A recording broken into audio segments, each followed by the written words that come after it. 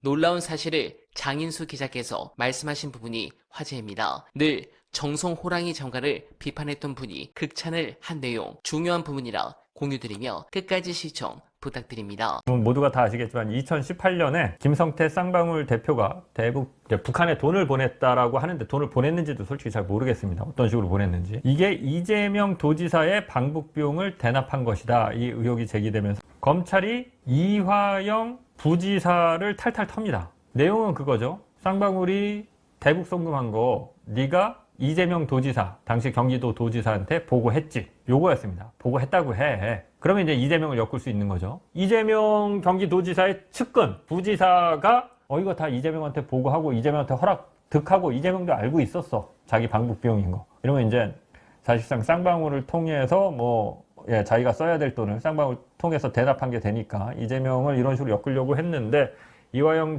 부지사가 처음은 아니고 아무튼 중간에 검찰에서 세게 압박을 하니까 보고했다고 하다가 다시 번복을 하죠. 검찰 회유에 의해서 그렇게 얘기했던 것이다 라고 이제 증언을 번복하고요. 이재명 대통령이 집권하고 나서는 요거는 진짜 저도 많이 비판적이지만 정성호 법무부 장관이 요건 진짜 잘했습니다. 자기가 법무부 장관 되자마자 바로 조사를 시켜서 연호에 술파티가 있었다라는 거를 깔끔하게 밝혀냅니다. 당시 비하인드 스토리를 말씀드리면, 정성호 법무부 장관이 이 건을 교정본부에 특사경이 있어요. 교정본부 내에 교도관들 안에 특사경이 있는데, 이거를 검찰에다 조사하라고 시킨 게 아니라 교도관들 니네들이 자체적으로 조사해. 연호에 술파티가 있었는지 교도관들을 상대로 이 교도관 특사경에서 조사해. 그래갖고 특사경이 조사를 합니다.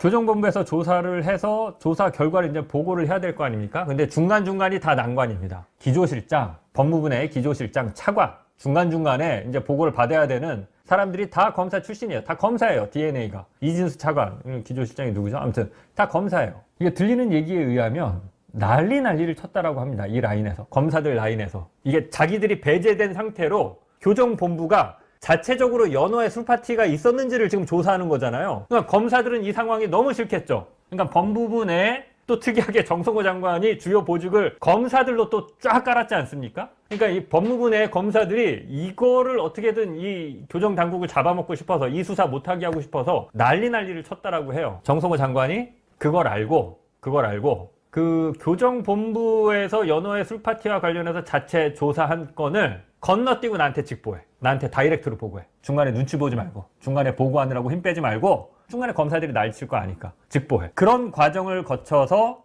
깔끔하게 밝혀냅니다. 요 건에 대해서는 저는 정성호 장관이 정말 잘했다라고 여러 차례 말씀을 드렸습니다. 물론 이제 저희 방송 보신 분들은 알겠지만, 법무부의 주요 보직을 검사들로 쫙 깐 거에 대해서는 또 제가 굉장히 비판적인 거는 아실 겁니다. 그렇게 밝혀냈습니다. 그리고 또 하나 비하인드 스토리를 말씀드리면, 이거를 밝혀내는 데 있어서 사실은 여러 사람들의 의지가 모인 겁니다. 이 정도. 이게 이제 어떻게 보면 검사들의 뒤통수를 세게 친 거잖아요. 검사들이 이런 식으로 진술 조작된 진술을 받아내기 위해서 이제 그 진술 세미나 하는 거죠. 이게 한명숙 총리 사건 때부터 계속 해오던 방식입니다. 이 정도를 세게 뒤통수를 치려면 이게 그냥 넋놓고 있다가 그냥 하고 있다가 되는 거 아닙니다. 누군가는 사실상 대비한 사람들이 있습니다. 이 검찰에서 진술 조작을 하고 연호의 술파티를 하고 이 상황을 그 시점에 이미 알고, 이거 나중에 문제되는 때가 있을 때가 있으니, 문제될 때가 올 수 있으니 뭔가 준비를 해놓자라고 생각한 사람이 있어요. 생각한 사람들이 있어요. 그 생각이 기반이 돼서 사실은 이걸 어떻게 밝혀냈느냐? 교도관들이 다 기록으로 남긴 겁니다. 교도관들이 다 기록으로 남겼는데, 그 기록을 그냥 남긴 게 아니라 이거 기록으로 남겨야 되지 않겠니라고 머리를 쓴 사람이 있고, 누군지도 저는 아는데 이건 오늘은 여기까지만 그냥 말씀을 드리겠습니다. 나중에 조금 더 지나가면 더 편한 때에 말씀드릴 상황이 있을 수 있는데, 아무튼 이런 여러 사람들의 의지가 뭉쳐서 검찰의 뒤통수를 제대로 칠 수 있는 거지, 넋놓고 있고 가만히 있다가 이런 역사들이 이루어지지 않습니다. 일이 작동되는 그런 어떤 방식들을 보면. 아무튼 그때 그렇게 이제 교도관들이 이런 것과 관련해서 불만이 있었고, 계속 지금 무리하게 주말에도 불러내서 맨날 무슨 외부에서 음식 사다 먹여,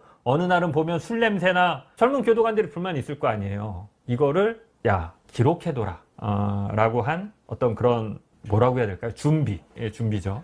있었고 그 벌써 예전에 준비했던 게 이재명 대통령 집권하자마자 빛을 본 거죠. 사실은 이런 숨은 공신들이 많습니다. 자신을 드러내지 않고. 물론 이제 공식 석상에서 빛을 보는 사람들이 공이 없다라는 게 아니라 사실은 이렇게 보이지 않는 곳에서 어떤 숨어서 역할을 한 사람들도 참 어떤 식으로든 나중에라도 보상을 받았으면 좋겠는데 이게 좀 어렵습니다. 대한민국 사회가 워낙 이 검사들 이 기득권판으로 돌아가다 보니까 자신들이 그렇게 역할을 했다라는 걸 또 드러내놓고 말하지 못하는 어떤 그런 대한민국의 상황들, 자기가 잘해놓고도 민주당이 집권했지만 심지어 뭐 그런 상황들이 좀 있어서 오늘 좀 말씀을 드립니다. 네, 공감합니다. 그래도 검찰개혁 막판까지 절대 방심하면 안 됩니다. 국민 대다수가 해체 수준의 단호한 개혁을 요구하는 만큼 법무부가 검찰의 술수에 말려선 안 된다는 목소리가 높습니다. 물론 1차 검찰개혁은 성공적이었지만 그래도 앞으로 남은 관문에 대해서 비판적 우려를 하는 견해의 공통점은